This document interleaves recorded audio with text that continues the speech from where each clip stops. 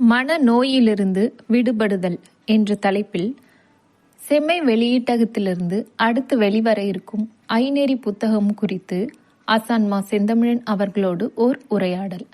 உடன் உரையாடுபவர் திருமதி நறுவிழி. அனைவருக்கும் வணக்கம். செம்மை வெளியீட்டகத்திலிருந்து நம் ஆசான் உணர்ந்து பதிவு செய்த ஐநெறி நூல் வெளிவர இருக்கிறது. அது இன்றைய சமுதாயத்திற்கு மிகச்சிறந்த வழிகாட்டலாக இருக்க போகிறது. இது குறித்தும் இந்த நூலில் உள்ள இயல்கள் குறித்தும் ஒரு செவி தொடரை நாம் கேட்டுக்கொண்டு வருகிறோம். இந்த வரிசையில் இன்று மனப்பிறழ்ச்சி, அதாவது மனநோயிலிருந்து விடுபடுதல் என்ற தலைப்பில் உரையாட ஆசான் நம்முடன் இணைந்துள்ளார். வணக்கம் ஆசான். வணக்கம் நறுவி. ஆசான், மனப்பிறழ்ச்சி அப்படிங்கிற இந்த தலைப்பு இப்போ நிறைய பேசு பொருளாக இருக்கு. இப்போ சீர்கேடுகள் பற்றி பேசும்போது இந்த தலைப்பை பத்தி பேசாம இருக்க முடியாது. இதை பத்தி நீங்க ஏற்கனவே வந்த செவிகள்லையும் உரையாடி இருக்கீங்க. இப்போ கூடுதலா நான் இதுல கேட்க விரும்புறது இந்த கால சுருக்கத்தை பத்தி. அதாவது கடந்த 25-30 ஆண்டுகள்ல வந்த இந்த பொருளாதார புடைப்பு, அவர்கள் வாங்கும் சந்தைக்காக வணிகத்துல வந்த புதிய புதிய அறிவியல் கண்டுபிடிப்புகள், இவையெல்லாம் ஒரு கால சுருக்கத்தை ஏற்படுத்தியிருக்கு. இத பொது சமூகம் முன்னேற்றம் அப்படின்னு சொல்லுவாங்க. நான் கூட வேடிக்கை நினைக்கிறது உண்டு. இந்த பொன்னியின் செல்வன் கதையெல்லாம் இப்ப எழுதினாங்கன்னா அது ஒரு பக்க கதையா கூட வராது. நான் ஒரு விஷயத்த ஒருத்தர்கிட்ட இருந்து இன்னொருத்தர்கிட்ட சொல்றதையே அவர் ஒரு பாகம் முழுக்க எழுதியிருப்பாரு. இப்ப அது ஒரு நொடியில நடக்கிற விஷயம். இது மாதிரி பல விஷயங்கள், அதாவது முனைஞ்சு நேரம் எடுத்து அனுபவிச்சு செஞ்ச பல விஷயங்கள் இன்னைக்கு பன்மடங்கு குறைவான வேகத்துல முடிஞ்சிருது. அலைபேசி ஆகட்டும், வாகனங்கள் ஆகட்டும், வீட்டு உபகரணங்கள் ஆகட்டும், இப்படி எல்லாமே ஒரு கால சுருக்கத்தை ஏற்படுத்தி இருக்கு. அதே மாதிரி நான் ஒரு தற்கொலைக்கு முயற்சி பண்ண ஒரு இளம் பெண்ணை பத்தி கேள்விப்பட்டேன்.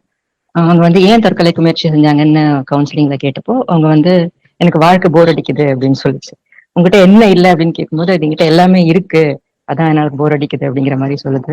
அதாவது 100 வருடம் ஆண்டு அனுபவிக்க வேண்டியதை ஒரு 20-25 வயசுலயே முடிச்சுட்டு என்ன பண்றதுன்னு தெரியாம இப்ப இருக்கிற இளம் பெண்கள் ஆண்கள்லாம் இருக்காங்க. குழந்தைகள் கூட வேகமா வளர்றதற்கான சத்துபானங்கள்லாம் கூட விற்கிறாங்க. அதாவது ஏன் வேகமா வளரணும்னு கேள்வி கேட்காம பெற்றோர்களும் அதை வாங்கி கொடுக்குறாங்க. இது மாதிரி பல விஷயங்கள் சொல்லிட்டே போகலாம். நீங்க இந்த கால சுருக்கத்துக்கும் மனப்பிறழ்ச்சிக்குமான தொடர்பு பத்தி இன்னும் கொஞ்சம் விளக்குனீங்கன்னா நல்லா இருக்கும் சார். நல்ல அருமையான கேள்வியா இருக்கு. கால சுருக்கம் என்பது மொழியின் ஒரு அங்கமாகிவிட்டது. இப்பொழுது எல்லாத்துக்குமே உரிய காலம் என ஒண்ணு இருக்கு. அதுதான் இறைவன் வகுக்கும் போக்கு என்று நாம் சொல்லிட்டு இருக்கிறோம். போக்கு என்பது காலத்தின் உள்ளே உறைவதுதான். அதாவது ஒரு மனித வாழ்க்கை, ஒரு மனிதர் அவருடைய வாழ்க்கை போக்கு எதில் இருக்கிறது என்றால் அது காலத்தில் இருக்கிறது. காலம் எல்லோருக்கும் பொதுவானதுதான். ஆனால் ஒவ்வொரு உயிருக்கும் அது தனித்தன்மைகளுடன் கூடிய போக்கினை வழங்குகிறது. அதுதான் அற்புதமான ஒரு இறைவனுடைய ஒழுங்கு. அதாவது ஒரு காட்டுல இருக்கக்கூடிய தாவரங்கள் 1 கோடி தாவரங்கள் எண்ணிக்கையில் இருந்தா இந்த 1 கோடி தாவரத்துக்குமே தனித்தனி காலப்போக்கு இருக்கு. எது எப்பொழுது முளைக்கும், எப்பொழுது அது பூக்கும், எப்பொழுது அது மடிந்து போகும் என்பதுக்கு தனி போக்கு இருக்கு. ஆனா பொழுதுன்னு பார்த்தா பொழுது அந்த காடு முழுவதற்கும் ஒன்றுதான். கார்காலம்னா எல்லாத்துக்கும் கார்காலம், வேணில் தான் எல்லாவற்றுக்கும் வேணில். இது பொது. ஆனா தனிப்போக்கு என்பது ஒவ்வொன்றுக்குமான தனி காலத்தில் இருக்கிறது. மனிதர்களுக்கும் அப்படிதான். ஒவ்வொரு மனிதருக்கும் தனியான போக்கு இருக்கு. அது காலத்தில் தான் உரைகிறது. ஒரே நேரத்தில் 2 குழந்தைகள் பிறந்தால் கூட 2 குழந்தைகளுடைய வாழ்க்கை போக்கு வேறுபடுது. அந்த வாழ்க்கை போக்கு அவரவருக்குரிய காலத்தினால் அமைக்கப்படுகிறது. இதுதான் இன்று இந்த கடந்த 2 அல்லது 3 தலைமுறை மக்கள் இத மீறிட்டாங்க. இதை புரிஞ்சுக்கல அல்லது இதை மீறுவதற்கு துடித்து மீறிட்டாங்க. அடிப்படை என்ன அப்படின்னா, இந்த பொறுமை தேவையில்லைன்னு கற்பிக்கப்பட்டுருச்சு. எதற்குமே பொறுமையா இருக்க வேண்டாம்னு கற்பிக்கப்பட்டுச்சு. நீ நினைத்தால் இப்பொழுதே இதை செய்யலாம், அல்லது நீ என்ன நினைக்கிறியோ அது இப்பவே உனக்கு கிடைக்கணும் என்பது தொடக்கத்துல அப்படிதான் வந்துச்சு. இதுக்கு ஒரு சான்று ரொம்ப அடிப்படை எங்க சிக்கலானுச்சுன்னு நம்ம பார்த்தோம்னா கல்வி முறை தான் எனக்கு தெரிந்த அடிப்படை. இப்போ ஒரு குழந்தை எழுத படிக்க கற்றுக்கொள்ள வேண்டும் என்பது நம்ம தமிழர்களுக்கு இருந்த அடிப்படையான விருப்பம். அது ஒரு நெறிமுறையாகவே கடைபிடிச்சாங்க. பல ஆயிரம் ஆண்டுகளாவே நம்ம அந்த எழுத படிக்க அறிந்து கொண்டவர்கள் தான். அப்பெல்லாம் திண்ணையில பள்ளிக்கு நடந்தது ஒரு 200 ஆண்டுகளுக்கு முன்பு, 100 ஆண்டுகளுக்கு முன்பு கூட அது இருந்தது வழக்கத்துல. அதற்கு முன்பு ஊருக்கு ஊரு சீரூர்கள்ல அந்த ஊர் தலைவர்கள், அங்கிருந்த அந்தணர்கள் அல்லது மூதியவர்கள், பாணர்கள், விரலர், விரலியர், புலவர்கள் வழியாக அந்த கற்பித்தல் நடந்துட்டு இருந்துச்சு. இப்போ ஒரு குழந்தை எழுதுவதற்கு 6 ஆண்டுகள் ஆகுது, இன்னொரு குழந்தை எழுதுவதற்கு 8 ஆண்டுகள் ஆகுது, இன்னொரு குழந்தை 4 ஆண்டுகளிலே எழுதுது. இது அக்காலத்துல ஏற்றுக்கொள்ளப்பட்டது. இதன் மீது கேள்வி இல்லை. ஒரு குழந்தை ஒரு இதுக்கு போகுது, ஒரு தச்சு கத்துக்க போகுது, அப்படித்தானே கத்துக்கிட்டாங்க, அப்படித்தானே. அதனால தானே அவ்வளவு தேர் செய்யப்பட்டது, அவ்வளவு வண்டிகள் செய்யப்பட்டன, பெரிய மாளிகைகள் எழுப்பப்பட்டன. நான் எவ்வளவு தச்சர்கள் இருந்திருப்பாங்க. அவங்க எல்லாம் அது கல்வி முறையா இருந்தது அந்த காலத்துல. அந்த தச்சு ஒரு குழந்தைக்கு 16 அகவையில நிறைவடையுது, ஒரு குழந்தைக்கு 24 அகவையில தான் நிறைவடையுது, இன்னொரு குழந்தை அதை ஒரு 8-10 வயதுல கத்துக்குது. இது ஏற்றுக்கொள்ளப்பட்டது. இப்படிதான் நம்ம பன்னெடுங்காலமாக வாழ்ந்துட்டு இருந்தோம். எல்லா துறைக்குமே அப்படிதான். இசையும் எடுத்துட்டாலும் ஒரு குழந்தைக்கு 4 வயதிலேயே பாட வரும், இன்னொரு குழந்தைக்கு 40 வயதுல தான் பாட வரும். நம்ம பாக்குறோமே, இன்னைக்கு பாக்குறோமே, 30 வயதுல பாட வருது, 40 வயதுல பாட வருது, 50 வயதுல பாட வருது. சில குழந்தைங்க 4 வயதுல பாடுது. இது அந்தந்த மனித உயிருடைய போக்குல இருக்கிறது. எது எப்ப வரணும் அது அப்பதான் வரும். இந்த கல்வி முறை என்ன ஆயிடுச்சுன்னா, இந்த மேற்கத்திய கல்வி முறை தனித்தன்மைகளை அடிச்சு நொறுக்குது. இந்த வயதுன்னா பள்ளிக்கூடத்துக்கு அனுப்பு, இந்த ஓராண்டுக்குள்ள அந்த பள்ளியில இருக்கக்கூடிய 2000 மாணவர்கள் படிக்கிறாங்கன்னா இந்த 2000 மாணவர்களுக்கும் இந்த ஓராண்டுல இதைத்தான் படிக்கணும், இந்த ஓராண்டுல தேர்ச்சி அடையணும், அடையலைன்னா தோல்வி, மீண்டும் அதையே படிக்கணும் என்று வருது. இதுதான் சிக்கலுடைய தொடக்க புள்ளின்னு நான் நினைக்கிறேன். அப்ப என்ன ஆயிடுதுன்னா, அந்த 4 வயதுல எழுதுற குழந்தையும் அங்க இருக்கு, 10 வயதுலதான் எழுதும் இயல்பா. அது இறைவன் வகுத்த போக்கு. அந்த 10 வயது வரைக்கும் அது என்ன பண்ணணும்னா சும்மாலாம் இருக்காது, அதுக்கு எழுததான் வராது. மரம் ஏற வரும், மீன் பிடிக்க வரும், ஒரு மண்பாண்டத்தின் மீது நாட்டம் இருக்கும், ஏதாவது ஒரு அணிகலன் செய்யறது நாட்டம் இருக்கும், இது தாளம் போட்டுட்டு இருக்கும், இல்ல உணவாக்கம் செய்யும், இல்ல வேளாண் தொழில ஈடுபடும், இல்ல நல்ல மாடு மேய்க்கும், இல்லைன்னா முட்டைகள் எடுத்து கோழியை அடை வைக்கிறது தெளிவா அதுக்கு வரும். இப்படி அது சூழல்ல ஏதோ ஒண்ணு செஞ்சிட்டு இருக்கும், ஒன்றையோ பலவற்றை செஞ்சிட்டு இருக்கும். ஆனா எழுதுவதில் அதுக்கு நாட்டம் இருக்காது. அதுக்கு இன்னும் ஒரு 4-5 ஆண்டுகள் ஆகும் அதுக்கு. இப்ப என்ன ஆயிடுச்சுன்னா, நீ ஆடு வளர்க்க கூடாது, மாடு மேய்க்க கூடாது, அதெல்லாம் இழிவானது, கோழி வளர்க்க கூடாது, உளி பிடிக்க கூடாது, தாளம் போடக்கூடாது, வேற எந்த வேலையும் செய்யாத, எழுது. நீ எழுதணும், இந்த ஓராண்டுல நீ எழுதணும். உடன் இருக்கும் 1999 பேர் எப்படி எழுதுறாங்களோ அப்படி நீ எழுதணும். அப்படி நீ எழுதலைன்னா நீ தோல்வி அடைகிறாய். எழுதுனா தேர்ச்சி, வெற்றி, எழுதலைன்னா தோல்வி. இதுல மதிப்பெண். சிறப்பாக எழுதுபவர் முதல் அவரை பாருங்க, அவரை மாதிரி எல்லாரும் ஆங்க, அவரை மாதிரி எல்லாரும் இப்படி ஆகுறது. எல்லாரும் 2000 பேர் முதலிடத்துக்கு வந்தா அதுக்கு பேர் முதலிடமே இல்லையே. ஒரு அபத்தமான ஒரு வாதம். ஒரு முதலிடம் வந்த ஒருத்தரை காட்டி நீங்க எல்லோரும் அதே போல ஆகணும்னா அப்புறம் எல்லோரும் ஆயிட்டா அது என்னடா முதலிடம்? அது ஒரு வாய்க்கூசாம பொய் பேசுறது, குச்சம் இல்லாம அபத்தமா உளர்றதுதான் இது. அப்ப தனித்திறன்கள் வளராம போச்சு.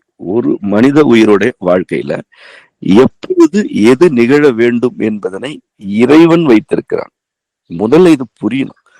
நீ ஏதாவது ஒண்ணு படிக்க தெரியுதா, எழுத தெரியுதா, கணிதம் வருதான்றதுக்கு நீ ஒரு கால எல்லையை வச்சுட்டு அதுக்குள்ள இந்த நாட்டுல இருக்கக்கூடிய பல கோடி குழந்தைகளும் அதே காலத்துல அதே படிப்பு படிச்சு வெளியில வரணும்னு நினைச்சப்பதான் என்ன ஆயிடுதுன்னா, வாழ்க்கை போக்கு என்ற கருத்து தடமாற தொடங்குது. அப்ப எல்லாரும் என்ன செய்யறாங்கன்னா, குழந்தைகளை போட்டு வற்புறுத்துறாங்க.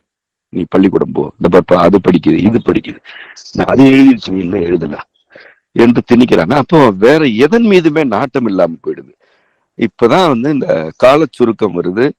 அந்த குழந்தைக்கு இன்னும் 4 ஆண்டுகளுக்கு காலம் இறைவன் வழங்கியிருக்கான் அந்த செயலை செய்து முடிக்க. ஆனா அது இப்ப என்ன செய்யணும், இப்பவே செய்து முடிக்கணும்னு தன்னைத்தானே வற்புறுத்திக்குது, புறத்தாக்குதல்களுக்கு ஆட்படுது. இந்த 4 ஆண்டுகள்ல அது எதையெல்லாம் உள்வாங்கணுமோ அதெல்லாம் அதுவே புறந்தள்ளுது. வேற எதையும் வேடிக்கை பார்க்கறது இல்லை, வேற எதுலயும் ஈடுபடுறது இல்லை. இது ஒண்ணுதான், கணிதமோ ஆங்கிலமோ அல்லது அறிவியலோ ஏதோ ஒண்ணு, அதை மட்டும் செய் ஓரளவுக்கு அது செய்து முடிச்சிருக்கு. இப்ப என்னன்னா, காலத்தை வெற்றி கொண்டதாக நினைத்து கொண்டு காலத்தை சுருக்கிட்டாங்க. நம்ம இளம் வயது வருது, இளம் வயது வரும் பொழுது அவங்களுக்கு ஒரு தொழில் தேவைப்படுது, வருவாய் தேவைப்படுது. அதுலயும் இதை விட கொடுமை, ஒரு 24 வயது ஆயிடுச்சுன்னா உடனே ஊதியம் ஈட்டணும், அதுக்கு இவ்வளவு ஊதியம் ஈட்டணும், இது எல்லாத்துக்குமே ஒரு வரம்பு வச்சுக்கிறாங்க. இப்போ ஒரு சான்றா சொல்லணும்னா, ஒரு 50,000 ரூபாய் ஒருத்தர் ஊதியம் ஈட்ட வேண்டும் என்று ஒரு சூழல் உருவாக்கப்படுது அல்லது அது வற்புறுத்தப்படுது. அதே 50,000 அவர் இன்னும் ஒரு சில ஆண்டுகள் கழித்து ஈட்டலாம். ஆனா அவருக்கு அந்த வாய்ப்பு இல்லை, ஆணுக்கோ பெண்ணுக்கோ அந்த வாய்ப்பு இல்லை. இப்பொழுதே நீ அது தொடக்கமே அப்படிதான் இருக்கணும் என்று சொல்லப்படுகிறது. அதுக்கு அந்த தனி மனிதர்கள் மட்டும் காரணம் இல்லை, கூட்டமே அப்படி ஆயிடுச்சு. விலை உயர்ந்துடுச்சு, வாழ்க்கை தரம் தாறுமாறாயிடுச்சு. அப்போ இன்னும் 10 ஆண்டுகள் கழித்து செய்ய வேண்டியதை அவர் இப்பவே செய்ய வேண்டியிருக்கு. இது மிகப்பெரிய நெருக்கடியை கொடுக்குது மனதளவுல எல்லாருக்குமே. வாடகை, உணவு, மற்ற உடல்நல காரணிகள் எல்லாவற்றுக்குமே செலவு செய்ய வேண்டியிருக்கு, கடன் ஏறி கிடக்கு. அப்போ ஒரு பொருளாதார வரம்பு என்பதற்கு கூட காலம் வரையறுக்கப்படுது. நீ இப்ப இவ்வளவு ஈட்டியே ஆகணும், அப்படி ஈட்டலைன்னா சிக்கல். சரி, அவ்வளவு ஈட்டுறாரு, அதோட முடியுதான்னா அதோட முடியறது இல்லை. அடுத்து இதை இன்னும் உயர்த்தணும், இதை இன்னும் உயர்த்தணும். ஒரு சான்று சொன்னா புரியும். இப்ப வீடு கட்டுறது, ஒரு வீடு எப்ப கட்டுவாங்கன்னா, முன்பெல்லாம் அவங்க ஒரு பனிக்காலம் முழுவதும் உழைத்து ஒரு 58 வயது முடிந்து இந்த பனிக்கொடை எல்லாம் வரும், ஓய்வூதியம், பனிக்கொடை இதெல்லாம் ஒரு சேமிப்பு வச்சிருப்பாங்க, தனியா வச்சிருப்பாங்க. அது 30 ஆண்டுகள் சேமிச்சிருப்பாங்க, துளி துளியா சேர்த்திருப்பாங்க, நகை வாங்கி வச்சிருப்பாங்க. இதெல்லாம் வச்சு ஒரு 50 ஆண்டுகளுக்கு பிறகு ஒரு வீடு நிலம் வாங்கி, இடையிலேயே ஒரு வீட்டு மனை வாங்கி போட்டிருப்பாங்க. அதன் பிறகுதான் வீடு கட்டினாங்க. நான் சொல்றது ஒரு 40 ஆண்டுகளுக்கு முன்பே அப்படிதான் வீடெல்லாம் கட்டினாங்க. இன்னைக்கு அப்படி யாராவது பாக்குறீங்க? வேலையில சேர்ந்த ஒரு ஓராண்டுலயே கடனுக்கு ஒரு வீடு வாங்கணும், கடனுக்கு வீடு வாங்கியே தீரணும். அப்படி வீடு வாங்கலன்னா அவ்வளவுதான். அப்ப அந்த பணியில ஏதாவது சிக்கல் ஏற்பட்டுருச்சு அல்லது பொருளாதாரம் வரவு குறைய போகுது சில மாதங்களுக்கு அப்படின்னா, அது எவ்வளவு பெரிய அழுத்தம். அந்த வீட்டுல தூங்க முடியுமா, இருக்க முடியுமா, அந்த வீட்டுல உட்காந்து சிரிக்க முடியுமா? அந்த வீடே ஒரு சுமையாயிடுது, இருக்கிற இடமே சுமையாயிடுது. ஆமா, அப்படி அது வாகனம் எல்லாமே அப்படி.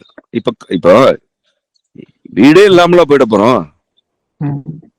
அப்படி யாரும் இல்லையே. இந்த நவீன காலத்துல தானே வீடு இல்லாதவர்கள் உருவாகுறாங்க. நீங்க அந்த காலத்துல எல்லாம் பாத்தீங்கன்னா எல்லாருக்குமே வீடு இருக்கும், எல்லாருக்குமே நிலம் இருக்கும், ஒரு வீட்டு மனை இருக்கும். ஒரு 10 மாடு வித்துட்டு ஒரு துண்டு நிலம் வாங்கிட்டு கிராமத்துல ஒரு குடிசையை கட்டுவாங்க. அப்புறமா அவங்க உழைத்து பொருளாதாரத்துல உயர்வடையும் போது அந்த வீட்டை கொஞ்சம் பெரிதாக்குவாங்க. இது ஒரு தலைமுறை இல்லைங்க, 2 தலைமுறைகள் உழைத்தெல்லாம் ஒரு வீடு, பெரிய வீடு கட்டினதெல்லாம் தான் நம்ம மரபு. இன்னைக்கு அப்படியெல்லாம் இல்ல.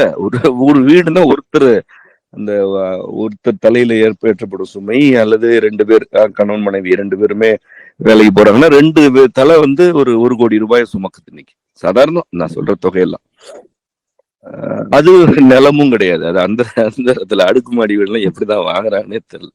நிலமும் கிடையாது, ஒண்ணும் கிடையாது, அது மேல தூங்கிட்டு இருக்குது, அது வேற கதை. ஆனா எப்படி இதெல்லாம் ஏன் கவனத்துக்கு வர்றது இல்லைன்னா, இதுதான் அந்த கால சுருக்கத்துல மாட்டிக்கிட்டாங்க. இப்பவே செய்யணும், இப்ப செய்யலன்னா அவ்வளவுதான்.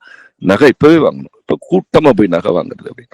எப்படி வந்து ஒருத்தருக்கு ஒருத்தர் போட்டி போடுற மாதிரி ஆயிடுது.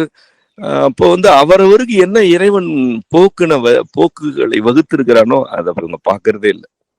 அந்த காலம் அப்படியே நிறைய வளங்களை வச்சிருக்கு. அந்த காலம் உனக்குன்னு நிறைய வச்சிருக்கு.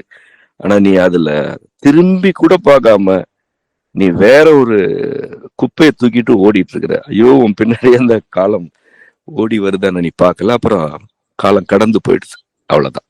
அதுக்கப்புறம் மனநோய், உடல் நோய் எல்லாம் வரதான் செய்யும். அப்புறம் வேற வழி. ஒரு தடவையும் எங்களுக்கு விளக்கி இருக்கீங்க இதை பத்தி. ஆனா ஒரு தடவையும் ஒரு புதிய கோணம் கிடைக்குது நம்ம தெரிஞ்சுக்கும் போது. அடுத்து நீங்க வந்து ரொம்ப காலமா ஒரு கூட்டு வாழ்க்கைய முன்னெடுத்துட்டு இருக்கீங்க. ஒரு காலத்துல வந்து கூட்டு சமூகமா வாழ்ந்தவங்க பிறகு கூட்டு குடும்பமாகி தனி குடும்பங்களாகி இப்ப வந்து எல்லோரும் ஒரு தனி மனிதர்களா ஒரு தனித்தனி தீவுகளாவே இருக்காங்க. அவங்களுக்கு வந்து இப்போ யாருடனுமே ஒத்து போக மாட்டேங்குது. நீங்க சொன்ன மாதிரி என் வாழ்க்கை என் கையில் அப்படிங்கிற மாதிரி அவங்க கையில இப்ப இருக்கிறது வந்து அலைபேசி தான். அதுல அவங்களுக்காகவே வடிவமைச்ச இப்போ செயற்கை நுண்ணறிவு கொண்ட, இப்போ நுண்ணறிவுங்கிறத செயற்கையில தான் இருக்கு. அப்படி ஒரு செயற்கை நண்பர்கள், அதாவது இந்த ஆப்ன்னு சொல்லப்படுகிற அந்த செயலி வழியாக அவர்கள் என்ன பேசணும்னு நினைக்கிறாங்களோ அது பேசும். அவங்க விருப்பு வெறுப்புக்கு ஏற்ற மாதிரி அது நடந்துக்கும். இது போதும், எங்களுக்கு இன்னொரு மனிதரே தேவையில்லை அப்படிங்கிற ஒரு நிலை இருக்கு. ஒரு சாரார் வந்து எவ்வளவு சிக்கல்கள் இருந்தாலும் ஒரு குடும்ப கட்டமைப்பை காப்பாற்றணும், மன அழுத்தத்திலேயே உறவுங்கிற பேர்ல சேர்ந்து இருக்காங்க. இன்னொரு கூட்டத்தினர், குறிப்பா இளைய சமூகத்துல இருக்கிறவங்க, சமுதாயத்துல இருக்கிறவங்க, எனக்கு சக மனிதர்களே வேண்டாம், என்னால யார் கூடயும் ஒத்து போக முடியாது அப்படின்னு இருக்காங்க. இப்ப என்னன்னா நான் நிறைய பாக்குறது வந்து இந்த ஆட்டிசம் அப்படிங்கிற ஒரு குறைபாடு உள்ள குழந்தைகள் வந்து இப்ப அதிக அளவுல பிறக்கிறாங்க. அவங்களோட முதன்மையான இயல்பு என்னன்னா அவங்களுக்கு யாருமே வேண்டாம், அவங்க தன்னோட உலகத்துல மட்டுமே எப்பயும் இருப்பாங்க, யார் கூடயும் பேசணும்னே அவங்களுக்கு தோணாது. இப்படி மனிதர்கள் வந்து தனித்தீவா தன்னைத்தானே ஆக்கிட்டதுடைய விளைவுதான் இதற்கு காரணமா இருக்குமோன்னு நான் நினைப்பேன். இது குறித்து உங்க கருத்து வேணும். அதாவது ஒரு பக்கம் வந்து தேவையற்ற சகிப்புத்தன்மையோட சேர்ந்து இருக்கிறது, இன்னொரு பக்கம் ஒரு தனி மனித விடுதலை அப்படிங்கிற பேர்ல ஒரு தனி தீவா வாழறது. இந்த இரண்டுமே வந்து இரண்டு இலைகளா எக்ஸ்ட்ரீமா இருக்கிற மாதிரி இருக்கு. இது குறித்து உங்களுடைய கருத்துனா? அது அந்த அளவு கடந்த சகிப்புத்தன்மை என்ற விதையிலிருந்து தான் இந்த வரம்பு மீறிய தனிமை என்ற ஒரு நச்சு செடி முளைச்சிருக்கு. விதை வந்து அங்கதான் இருக்கு. இது அளவு கடந்த சகிப்புத்தன்மை என்பது என்னன்னா, இப்போ மனிதர்கள், நம்ம குடும்பங்கள் வந்து ஓரளவுக்கு கூடி வாழ்ந்த பொழுது அழுத்தங்கள் பகிரப்பட்டன. ஒருத்தரோட அழுத்தத்தை இன்னொருத்தர் பகிர்ந்துக்கலாம், உட்காந்து பேசலாம். ஏதாவது ஒரு சிக்கல் இரண்டு பேருக்கு இடையிலனா தலையிடுறதுக்கு மனிதர்கள் இருந்தாங்க. நீங்க இந்த 40 ஆண்டுகள்ல பாத்தீங்கன்னா என்ன நடந்திருக்குன்னு, குறிப்பா திருமண வாழ்க்கையில உள்ள சிக்கல்கள் வந்து பெற்றோர் குடும்பத்தினர் வந்து தலையிட்டு அதை முறைப்படுத்துறதே கிடையாது. நெறிப்படுத்துறதுன்றது வந்து கிடையாது. அதாவது எதை அனுப்பி விட்டோமா, அதோட கடமை முடிஞ்சிச்சு அப்படின்ட்டு இருக்கிறது. ஆனா பெருமைக்கு மட்டும் கூடிக்கிறது. ஏதாவது ஒரு நிகழ்வுனா கூடுறது. இந்த 60வது திருமண விழாவில் எல்லாரும் 60 ஆண்டு ஆயிடுச்சு, 60 ஒருத்தருக்குன்னா அதுக்கு வந்து கூடுறது, அதுல இதுகள்கிட்ட போய் காலில் விழுந்து ஆசீர்வாதம் வாங்குறது மாதிரி ஒரு வெறுமனே பாசாங்கு பகட்டு. இது உனக்கு 60 வயது ஆயிடுச்சு அப்படின்னா நீ என்ன பண்ணணும்? மற்றவர்கள் இளைய தலைமுறையில ஏதோ ஒரு கணக்கு இருக்குன்னா அதை நெறிப்படுத்துற அளவுக்கு ஒரு அறிவு வளர்ந்துருக்கணும்ல, அறிவோ பக்குவமோ வளர்ந்துருக்கணும்ல. அந்த பொறுப்பே கிடையாது. பெரும்பு எல்லாரையும் சொல்லல, இருக்கிறவங்க நிறைய இருக்கிறாங்க. பெரும்பகுதியினர் சொல்றேன், பெரும்பகுதி அப்படிதான் இருக்காங்க. இப்ப விளைவா என்ன ஆயிடுச்சுன்னா, பொருந்தாத 2 பேர் சேர்ந்து இருந்து பிணக்குகள்லயே இருக்கிறாங்க மாத்தி மாத்தி. அது சரி தவறுகள் 2 பக்கமும் இருக்கட்டும். ஆனா பொருந்தல அப்படின்றப்ப பெரியவங்க தலையிட்டு ஏதோ ஒரு உடன்படிக்கையை ஏற்படுத்தணும். இவங்க இதுதான் உன்னோட இடம், இதுதான் உன்னோட இடம் அப்படின்னு. ஆனா அந்த மாதிரி இல்லாதனால இந்த 2 பேருமே இவங்களே வந்து சண்டை போட்டுக்க வேண்டியிருக்கு, இவங்களே கட்டி பிடிச்சிக்க வேண்டியிருக்கு.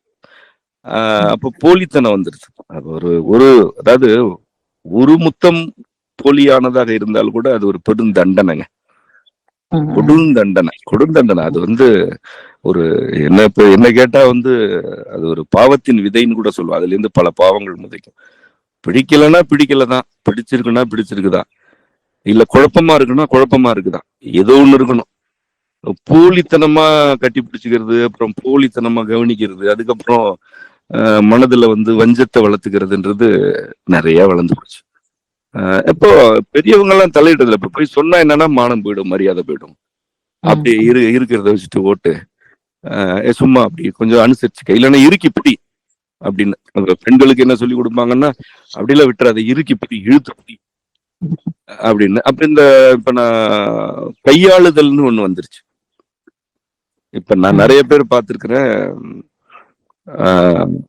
ஆண்களை வந்து பெண்கள் கையாள தொடங்கின, ஆங்கிலத்தில் ஹேண்ட்லிங்னு சொல்லுவாங்க. இதெல்லாம் செஞ்சா இது இப்படி செய்யும், அது செஞ்சா அப்படி செய்யும் அப்படின்னு. என்ன ஆயிடுச்சுன்னா, ஒரு உணர்ச்சியை தூண்டி விட்டா அவரு இறக்கம் காட்டுவாரு, ஒரு உணர்ச்சி தூண்டி விட்டா கோவப்பட்டு வெளியில கிளம்பிடுவாரு. இது ரெண்டுமே தெரியுது. வீட்டுல இருக்க வைக்கணுமா வெளியில அனுப்பணுமா அப்படின்றத அவங்க முடிவு பண்றாங்க. அது பல இடங்கள்ல பாக்கலாம். அப்புறம் ஆண்களுக்கும் அதே போல இருக்கு. இதை தூண்டுனா அவ அதை செய்வா, அதை தூண்டுனா இதை செய்வா. இதுக்கு பேரு என்ன, ரொம்ப அருவருப்பான இருக்கு. இப்படி அருவருப்பான ஒரு நிலை இல்ல இது. ஒரு உடல் இருக்கிற மனிதர்களை வந்து கையாள தொடங்கிட்டா அப்புறம் வாழ்க்கையோட வேற அறுத்துட்டு இருக்கிறன்றத தவிர அதுக்கு எந்த பொருளுமே கிடையாது.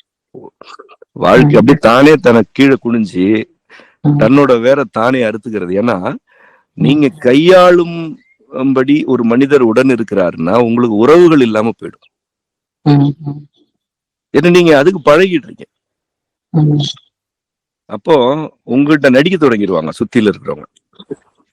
நீங்க என்ன நினைச்சுக்கிறீங்க, அதாவது அது ஒருவர் என்ன நினைச்சுக்கிறாருன்னா, நம்ம வந்து நல்லா வெற்றிகரமா கையாளுறோம், கூட பக்கத்துல படுக்கணும்னா படுக்கிறதுக்கு மாதிரி நடந்துக்கிறது, தூரம் படுக்கணும்னா தூரம் படுக்கிற மாதிரி நடந்துக்கிறது, வெளியில எங்கேயாவது கிளம்பி போகணும்னா அது போல நடந்துக்கிறது, இப்படி எல்லாம் பொருள் ஏதாவது ஒரு பொருள் வேணும்னா அதுக்குன்னே ஒரு மூஞ்சி வச்சுக்கிட்டு பேசுறது, அந்த பொருள் கிடைச்சதுக்கு அப்புறம் வேற மாதிரி பேசுறதுன்னு, இது மாதிரி இப்படி பழகிட்டா ஒரு மனிதரை இப்படி நடத்த ஆரம்பிச்சுட்டா, ஆணோ பெண்ணோ இப்படி நடத்துறாங்கன்னா, நீங்க முதல்ல வந்து அந்த செய்யறவங்க நடிக்கிறாங்க. அப்போ எது நடிப்பு, எது நம்மளுடைய உண்மையான கருத்துன்னு அவங்களுக்கே ஒரு கட்டத்துக்கு பிறகு தெரியாம போயிடும். நடிச்சு நடிச்சு அந்த ஒப்பனையே கலையாது நேரமும். ஏன்னா இப்ப ஒரு மனிதர்கிட்ட செய்யறது இல்லையே, இதையே மாமியார்ட்ட செய்யறது, இதே மாமனார்ட்ட செய்யறது, இதையே வந்து நண்பர்கள்ட்ட செய்யறது, தோழர்கள்ட்ட செய்யறது, என்ன கணவன் செய்யறது, மனைவி ஆணா இருந்தா மனைவிட்ட செய்யறது, இதையே சுற்றத்துல செய்யும் பொழுது உன் மூஞ்சிதான் என்ன, இத்தனை வேடம் போடுறிய, உன் மூஞ்சிதான் என்ன அப்படின்ற ஒரு கேள்வியா கேட்டா அது அவங்களுக்கே தெரியாது. அதனாலதான் சொன்னேன், அது வந்து தன் வாழ்க்கையின் வேற தானே அறுத்துக்கிறது போல. அது ஏன் இப்படி நிலைமை வருதுன்னா அதுக்கு வந்து காரணம் வந்து பெரியவர்களோட பொறுப்பின்மை.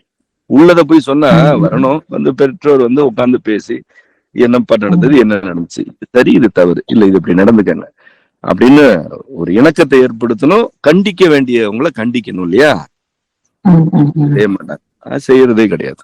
அது என்னன்னா பார்த்து இதுதான் சொல்லி கொடுக்கறது, அப்படி இறுக்கி புடி, இழுத்து புடி, கொஞ்சம் விட்டு புடி, இதெல்லாம் என்ன பேச்சு, இது என்ன விட்டு பிடிக்கிறதா, மாடா மேய்க்கிறீங்க நீங்க, ஒரு மனிதர். அப்புறம் ஒரு கட்டத்துக்கு மேல திமிரிட்டா அப்புறம் என்ன உட்காந்து ஒப்பாரி வைக்கிறது, அது ஆணா இருந்தாலும் பெண்ணா இருந்தாலும் அது என்ன இழுத்து பிடிக்கிறது, இறுக்கி பிடிக்கிறது, கட்டி போடுன்றது, இத சொல்லி ஏன் சொல்லி கொடுக்குறாங்கன்னா அவங்க வந்து இதுல பொறுப்பு எடுத்துக்க மாட்டாங்க. அதனால என்ன போட்டு தொந்தரவு பண்ணாத, நான் பாட்டுக்கு நிம்மதியா இருக்கிறேன், நீயே இறுக்கி பிடி, இழுத்து பிடின்னு.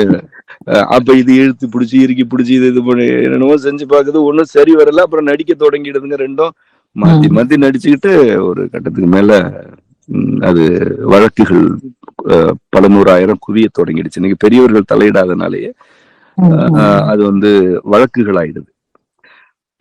இங்க இருந்தானே குழந்தைங்க பிறக்குது.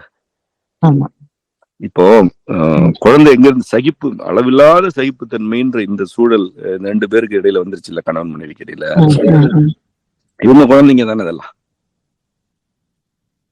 இவங்களோட குழந்தைங்க எப்படி இருப்பாங்க? இப்படித்தான் இருப்பாங்க. அப்போ வந்து எதுவுமே யாரும் நமக்கு இல்ல, நமக்குன்ற உறவு கிடையாது அப்படின்றது வந்து பதிஞ்சுதான் வருது குழந்தை வெளியில. ஏன்னா இது அப்படிதான் நினைச்சிட்டு இருக்காங்க 2 பேரும், நமக்கு யாரும் இல்ல. இன்னொன்னு என்னன்னாங்க, இந்த கணவன் மனைவின்ற உறவை தவிர உலகமே இல்லைன்னு கற்பிதத்தை கட்டி வச்சுட்டாங்க. அவ்வளவுதான், திருமணம் பண்ணிட்டியா அவ்வளவுதான், உனக்கு வேற ஆளே கிடையாது, யாரும் கிடையாது, இதுதான் உலகம் அப்படின்னு. ஆனா உண்மையாவும் அப்படி இருக்கிறது இல்ல. அப்படியே பேசுறவங்க எல்லாம் பார்த்திருக்கிறேன். கணவரை தவிர உலகமே இல்ல அப்படின்னு பேசுறவங்க எல்லாம் எல்லாருமே எல்லாம் அப்படியெல்லாம் வாழ்றதெல்லாம் இருக்கிறதெல்லாம் இல்ல, பேசுறதுதான், எல்லாமே சொல்றதுதான். அதே போல மனைவி தவிர எதுவும் இல்லைன்னு சொல்றவங்களையும் பார்த்திருக்கிறோம். அப்படியே அவங்க எல்லாம் இல்ல. ஏன்னா அது உண்மை இல்ல, ரெண்டுமே உண்மை கிடையாது. ஒரு மனிதர், ஒரு குழந்தை பிறகுது, அது ஒரு 70-80 ஆண்டுகள்ல 100 ஆண்டுகளோ வாழுது. அதுல இடைநிலையில ஏற்படுற ஒரு உறவு. இந்த உறவு நீடிக்கலாம், நீடிக்காமலும் போகலாம். இதுதான் உண்மை தானே. நீடிச்சேதான் ஆகணும், இது நிலைத்தேதான் ஆகணும் அப்படின்னா நீ அப்படின்னு சொல்றதுனால என்ன நடந்துரு போகுது? என்ன நடந்திருக்கு? இப்போ என்ன நடந்திருக்கு அதை பேசுவோம். இருக்கலாம், இருக்காமலும் போகலாம். இருக்கிறதுக்கு நம்ம வந்து முன்னுரிமை கொடுக்கணும். என்ன குழந்தைகள்லாம் வந்துடுறாங்க என்பதனால முன்னுரிமை கொடுக்கணும். சரி, பொறுப்பு இருக்கு, எந்த அளவு விட்டு கொடுக்க முடியுமோ விட்டு கொடுக்கலாம், இப்படி எல்லாம் பேசலாம். ஆனா எல்லாத்தையும் சகிச்சுக்கணும்ன்றதுக்கு என்ன இருக்கு? அப்ப நான் ஏற்கனவே சொன்னபடி ஒவ்வொருத்தருக்கும் ஒரு வாழ்க்கை போக்கு இருக்கு. ஒருவருக்கு இன்று கிடைப்பது இன்னொருவருக்கு ஒரு 10 ஆண்டுகள் கழித்து கிடைக்கும், கிடைக்காமலும் போகலாம். அதுதான் உனக்கு கிடைச்சது எனக்கு கிடைக்கலன்னு பார்க்க ஆரம்பிச்சுட்டா உருப்பிடுமா? அது உனக்கு மட்டும் எல்லாம் கிடைக்குது, எனக்கு ஏன் கிடைக்கல? அப்போ நீ வேறு நான் வேறு அல்ல அப்படின்னு பேசிக்கோங்க. அதுங்க அப்படியும் பேசும். அப்புறம் உனக்கு கிடைச்சது ஏன் எனக்கு கிடைக்கலன்னு சண்டை போட்டுக்கும். அப்ப இது என்னன்னா, உண்மையிலேயே அது பொருத்தம் கிடையாது. இங்க கட்டமைப்பு மேல வந்து ஒரு புனிதத்தை ஏத்திட்டாங்க. குடும்பம்னா இது அது. நம்ம என்ன சொல்றோம்னா, எதுவுமே புனிதம் இல்லைன்றோம். எதுவுமே புனிதம்னு ஒண்ணு கிடையாது. இறைவனை தவிர புனிதத்தன்மை இங்க யாருக்கும் கிடையாது. இறைவனுக்கு மட்டுமே புனிதத்தன்மை உரியது. அவனே தூயவன், அவனே மாசற்ற சோதினா இறைவன் மட்டும்தான். மத்த எல்லா அழுக்குதான். அதை வச்சுட்டு, அதுதான் உண்மை, அதை வச்சுட்டுதான் பேசணும், அதை வச்சுட்டுதான் புரிஞ்சுக்கணும். எதையுமே மத்த எல்லா அழுக்குதான். அது என்னென்ன பிறவி நிலையில இருக்குதோ, என்னென்னத்தெல்லாம் உள்ள வச்சுட்டு இருக்குதோ. இப்ப இத ஒத்துக்கிட்டு நம்ம வந்து உரையாடும் பொழுது புனிதம் என்ற பிம்பத்தை வந்து உடைச்சிடலாம். குடும்பம் ஒரு புனிதமான கட்டமைப்பு என்று உடைச்சிடலாம். அதை உடைக்கணும். முதல்ல உடைச்சிட்டு, குடும்பம் என்பது இயல்பான ஒரு கட்டமைப்பு, அது புனிதம் எல்லாம் இல்ல. ஏன்னா புனிதம்னா கேள்வி கேட்க கூடாது. நீ இறைவனையே கேள்வி கேட்கலான்னு வச்சிருக்கிறோம். நம்ம கேட்டிருக்கிறோம் இல்லையா? நம்ம இறைவனையே கேள்வி கேட்டுக்கிறோம். அம்மையார் என்ன சொல்றாங்க? சில்பலிக்கென்று திங்களிது சூடி சில்பலிக்கென்று ஊர் திரியேல் அப்படின்னு சொல்றதுல வந்து யாம் விளக்க வல்லமை அப்படின்றாங்க அம்மையார். காரைக்கால் அம்மையார் அற்புத திருவந்தாதியில. அதாவது இறைவன் வந்து திங்கள் சூடிட்டு, திங்களையே தலையில சூடிட்டு, சின்ன சின்ன பலி, அதாவது அவங்க மக்கள் கொடுக்குற ஏதோ ஒரு பொருளுக்காக ஊர் ஊரா திரிஞ்சிட்டு இருக்கிறியே அப்படின்றாங்க. அதுக்கு என்ன பொருள்னா, அந்த இவங்க அந்த பலி கொடுக்குறாங்க இல்லையா, அப்ப இருந்த கூட்டம் வந்து அந்த தேவர் வழிபாடு, தேவதை வழிபாடு, அதெல்லாம் வந்து இப்ப பலி கொடுக்குது. அவங்க வந்து இறைவன் அப்படி ஒரு ஏவி விடுற மாதிரி நடத்துறாங்க இறைவனை. இந்த பலி கொடுத்தா அவன் கொடுப்பான் அப்படின்னு. அது அம்மையாருக்கு பொறுக்கல. அத வந்து இவனுங்க வந்து உன்னை இப்படி எல்லாம் இழிவுபடுத்துறானுங்க, நீ வந்து ஏதோ பலி கொடுத்தா நீ வேலை செய்வேன்ற அளவு உன்னை இழிவுபடுத்துறானுங்க இந்த கூட்டம். இவனுங்களை நீ வந்து அப்படியே விட்டு வச்சிருக்கிற. அந்த கூட்டம் வேணா உன்னை கொண்டாடும், இந்த மாதிரி நீ பிச்சை எடுக்கிறேன்னு சொல்லி கொண்டாடிட்டு இருக்கோம். ஆனா நாங்க என்ன செய்வோம்னு சொல்றாங்க தெரியுமா? யாம் விளக்க வல்லமே, நாங்க உன்னை விலக்கி வச்சிருவோன்றாங்க. அதாவது ஒரு தாய்மை, அந்த இறைவனுக்கே தாய் அவன். குழந்தைய, டேய் உன்னை ஏமாத்துறானுங்கடா எல்லாரும், இதே மாதிரி பண்ணனா உன்னை துரத்தி விட்டுருவேன், என் பிள்ளைய இல்ல அப்படி சொல்லுவாங்கல்ல. ஆமா ஆமா. அந்த மாதிரி சொல்றாங்க. அப்படி யாருமே சொன்னது இல்ல, அம்மா மட்டும்தான் சொல்றாங்க. ம், ம், ம். யாம் விளக்க வல்லமே, ம். அந்த நாங்க விளக்கும் வலிமை எங்களுக்கு இருக்கு. நீ ஏன் இப்படி போற? அவனுங்க அவனை ஏமாத்துறானுங்க, ஏதோ பலி கொடுக்குறானுங்க, நீ ஏதோ செஞ்சு கொடுக்குறானு, அவனுங்களெல்லாம் முதல்ல கட்டுப்படுத்து ம், ம். அப்படின்னு இறைவனுடைய தன்மைக்கே ஒரு கேள்வி எழுப்பிய மரபு அது. ஒரு பெண் எழுப்பி இருக்கிறா நம்ம மரபுல. ஆண்கள் கூட அப்படி எல்லாம் யாரும் சொன்னது கிடையாது. மாணிக்கவாசகர் சொன்னது இல்ல, அப்பரடிகள் இல்ல, சம்பந்தரோ சுந்தரரோ யாரும் அப்படி சொன்னது கிடையாது. அடிதொழுது கிடந்தாங்க. அம்மா மட்டும்தான் சொன்னாங்க, உன்னை விளக்குவோம் நாங்க, இப்படி இருக்காத நீ அப்படின்னு. இதுல இப்படிப்பட்ட மரபுல வந்துட்டு ஒரு இது ஒரு வயதுல 2 பேரும் சேர்றாங்க. இது ஒத்து வரணும், பொருத்தமா இருக்கணும், நிலைக்கணும். இந்த விருப்பம் எல்லாம் முறையானது. ஒத்து வந்தேதான் ஆகணும், நிலைச்சேதான் ஆகணும். இத கேள்வியே கேட்க கூடாது. என்னானாலும் உள்ளதான் இருக்கணும். அப்படின்னா என்னது இது? சரி, அப்படி சொல்றீங்க, என்ன நடக்குது? மனப்பிறழ்ச்சிக்கு வந்துருது, நோயாளி ஆயிடுது அது இல்லையா? அது அப்போ பெரியவர்களுக்கு பொறுப்பு இருக்கு, மூத்தவர்களுக்கு அக்கறை இருக்கணும். ஏதாவது ஒண்ணுன்னா வெளிப்படையா பேசணும். ஒத்து வருமா ஒத்து வரலையா அப்படின்னு பாக்கணும். அது மாதிரி இல்லாம பொறுப்பை தட்டி கழிக்கிறதுனால என்ன ஆயிடுதுன்னா, ஒருத்தர் கையாள தொடங்கி ஏமாத்திக்க தொடங்கி அது மனப்பிறழ்ச்சி ஆயிடுது. அதனால அதான் நம்ம நூல்ல இருக்கக்கூடிய கருத்துக்களை பின்பற்றினாலே நிறைவான வாழ்க்கைக்கு வழி கிடைக்கும் தான் நான் கருதுறேன். ஐநெறி நூல்ல அதுக்கெல்லாம் நம்ம பிறழ்ச்சியிலிருந்து விடுபடுவதற்கெல்லாம் வழிகள் இருக்கு, கடைபிடிச்சாலே போதும் தான் நான் நினைக்கிறேன். அதான் இடையே கேள்வி கேட்ட கூட்டம் தான் இப்போ சக மனிதர்கள்ட்டயே இப்போ ஒரு பாசாங்கோட இருக்குன்னு சொன்னீங்க. அதாவது ஒரு சங்கிலி தொடர் மாதிரி ஒரு சிக்கல்ல இருந்து இன்னொரு சிக்கல் போயிட்டு இருக்கு. இது பொது சமூகம் தனித்தனி சிக்கலா இதை பார்த்துட்டு தனித்தனியா அதுக்கு ஒரு துறை வளர்ந்துகிட்டு இருக்கு. ஆனா இது எல்லாமே ஒரு சங்கிலி தொடர்ங்கிறது ரொம்ப அருமையா சொன்னீங்க.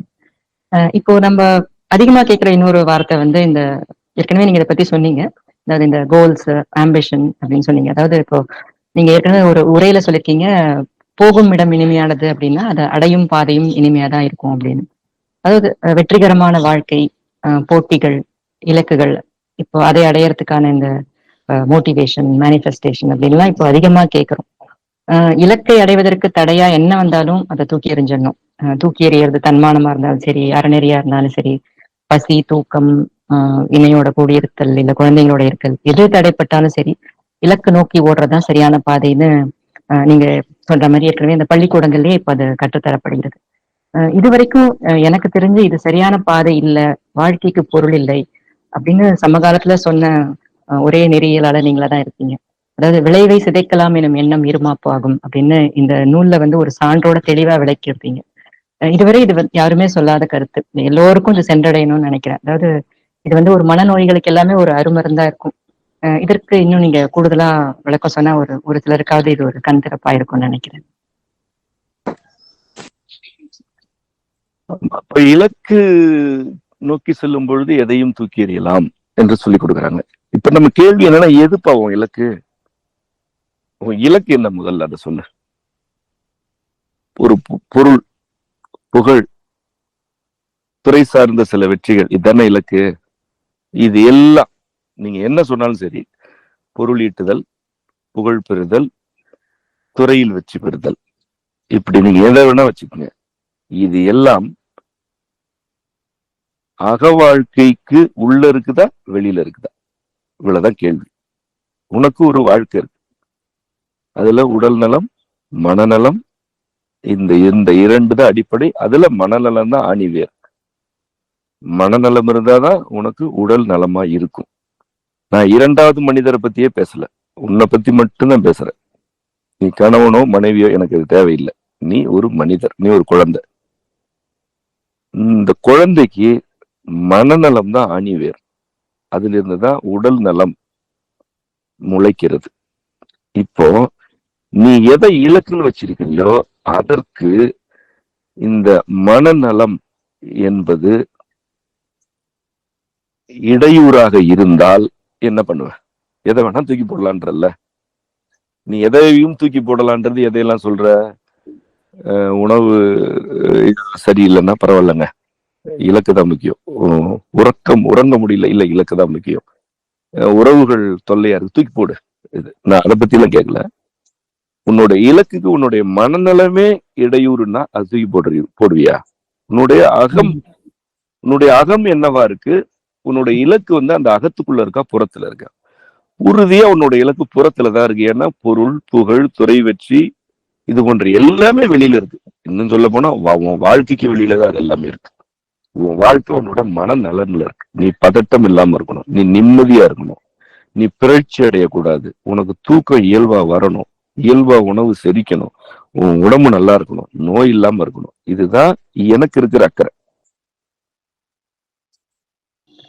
இதுக்கு உட்பட்டு உன் இலக்கு எதுவா இருந்தாலும் எந்த சிக்கலுமே இல்லை.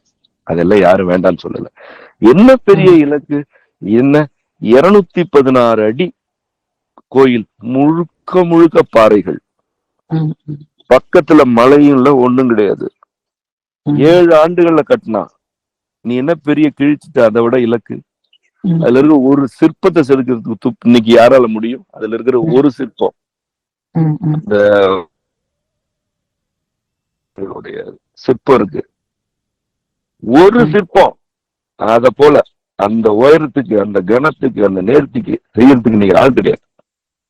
அத மாதிரி ஆயிரக்கணக்கான சிற்பங்கள் அந்த கோயில்ல, தஞ்சையில இருக்கு. 216 அடி மேல, அடிக்கு மேல் விமானத்துல 8 கூறுகளா அவ்வளவு பெரிய கல்ல தூக்கிட்டு போய் வச்சிருக்கான். அவன் இன்னைக்கு கிட்டத்தட்ட இறைவனோட கோயில்கள் 40,000த்துக்கும் மேற்பட்ட கோயில்கள் இலக்கு இல்லாம தான் கட்டினானா? அதெல்லாம் இலக்கு இல்லாத வந்தா வந்து வீரான ஏரி வெட்டினானா? அந்த ஏரி வெட்டுறதுக்கு இன்னைக்கு உதவி இல்லாம செய்ய முடியுமா? பயணம் பண்ணவன், உலகம் முழுக்க சுத்திட்டு வந்தவன் இலக்கு இல்லாமல பயணம் பண்ண.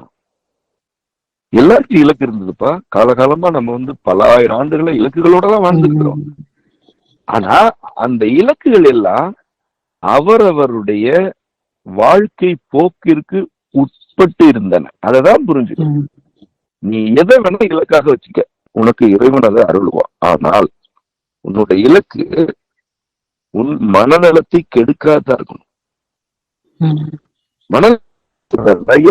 மாட்டான் குழந்தை வந்து தன் நலத்தை தானே கெடுக்கும்படி ஒரு இலக்கை முன்வைக்கும் போது தாயும் தந்தையும் அனுமதிக்க மாட்டாங்க. அதை இறைவனே உனக்கு அருள மாட்டான். அப்ப நீ என்ன செய்யணும்? நீ ஏன் முயற்சி எடுத்துக்கிற? உனக்கு அது இல்ல, உன் வாழ்க்கை போக்குலயே அந்த இலக்கு இல்லை. ஏன் இல்லைன்னா உன்னை தண்டிக்கிறதுக்காக இல்ல, நீ கெட்டு போயிடக்கூடாதுன்றதுக்காக மறுக்கப்பட்டுச்சு. நான் ஏற்கனவே ஒரு வாசகம் ஒண்ணு எழுதுனது உண்டு, அது நான் கடைபிடிப்பேன் எப்பொழுதுமே. கூடாத பாதைகள் மூடப்படுகின்றன, மோதி திறந்து உள்ளே சென்றால் நிகழ்பவற்றுக்கு அவரவரே பொறுப்பு அப்படின்னு. இதை நான் எப்பொழுதுமே கடைபிடிப்பேன். எனக்கு ஒரு முறை அது வழங்கப்பட்டது ஒரு 12 ஆண்டுகளுக்கு முன்பு. இன்று வரை நான் அப்படித்தான் இருக்கிறேன். ஒரு பாதை மூடப்படுகிறது அப்படின்னா நான் போய் தட்ட மாட்டேன் கதவு. செல்லக்கூடாத பாதைகள் அடைக்கப்படுகின்றன. நீ எங்க போக கூடாத அந்த கதவு மூடப்படுது. அழகா உனக்கு இதை விட பெரிய காப்பு எதுவுமே இல்லை, அப்படியே திரும்பி வந்துரு. அதுக்கு வந்து கள்ளச்சாவி போட்டு திறந்து அதை ஓட்டி நீ உள்ள போனீன்னா முடிஞ்சிச்சு உன் கதை. அதோட அது உள்ள என்ன நடந்தாலும் யாரும் வரமாட்டாங்க. ஏன்னா யாராலையும் வர முடியாது. அங்க என்ன நீ இருந்தாலும் நீதான் ஒத்தையா நிக்கணும். ஒத்தையா அதை எல்லாத்தையும் கையாளணும் தான். கையாண்டு பழகினவங்க அங்க போய் கையாண்டு அந்த சிக்கல்களை எல்லாம் கையாள முடியாது. இப்போ இலக்குக்காக எதையும் துறக்கலாம் அப்படின்னு நீ நினைக்கும் போது எல்லா கதவையுமே உடைக்கிறிய. நீ எங்கெல்லாம் இறைவன் உனக்கு ஒரு பாதையை மூடுறான். ஏன் மூடுறான்? உன் பார்த்தது இல்லை, இப்படி திரும்ப அப்படின்றான். நீ என்ன பண்றன்னா மூடப்பட்ட கதவை போய் முதல்ல தட்டி பாக்குற, கெஞ்சிற, கத்துற, அதுக்கப்புறம் வந்து உடைச்சிட்டு உள்ள போயிடுற. இப்ப நீ தனியா ஒரு சிக்கலுக்குள்ள போயிட்ட, ஒரு சூழலுக்குள்ள நீ வெற்றி அடைஞ்சிட்ட. எதுல? உன்னுடைய இலக்கு. உன்னுடைய இலக்கே உனக்கான படுகொலிதான். அப்ப தனிமைப்பட்டது. இந்த துறை அளவுல வெற்றி பெற்ற பலரை பாருங்க, அவங்க வந்து போராடி வெற்றி பெற்றிருப்பாங்க. சரியா? இந்த வெற்றி எளிதா கிடைக்கல அப்படிம்பாங்க. அந்த போராட்டம் என்ன தெரியுமா? அந்த போராட்டம் வந்து தன் உடலை தானே கெடுத்து கொண்டது, தன் மனதை தானே கெடுத்து கொண்டது, உடன் இருக்கும் மனிதர்களை தூக்கி வீசியது. இதுதான் போராட்டம். வேற என்ன போராடினாங்க? நீங்க எல்லா போராட்டங்களையுமே கேளுங்களேன். எப்படிப்பா போராடின அப்படின்னா, நான் விடிய விடிய படிச்சேன், தூங்கல, அப்ப எனக்கு வந்து பசிச்சா கூட தெரியாது, அப்ப ஒழுங்கா சாப்பிடல. இதுதான் போராட்டம். இதை தவிர நீ என்ன பெற்றுட போற? நீ எங்கேயோ போய் உட்கார்ற, ஒரு கோபுரத்து மேலேயே போய் உட்கார்ற. நீ தூங்காம, ஒழுங்கா உணவு எடுத்துக்காம, முறையான உணவும் இல்லாம, ஒரு 4 மனிதர்களோட நட்புறவா உறவாடாம நீ அங்க போய் உட்கார்ந்துருக்கியே, நீ தனியா இருக்கிறன்றதாவது உனக்கு புரியுதா? நீ ஒத்தையா இருக்கிற. உன்னுடைய மனதே உனக்கு துணையா இல்ல. ஏன்னா நீ போராடி அதை தான் வீழ்த்தி இருக்கிற. இப்போ உன்னுடைய எல்லா போர்களுமே உன் மனநலத்தையும் உடல் நலத்தையும் வென்றனவே. அதுல எல்லாம் நீ வெற்றி அடைஞ்சிட்ட. ஆனா நீ ஒத்த இல்ல. இப்போ சுத்தி இருக்கிறவங்க யாரு?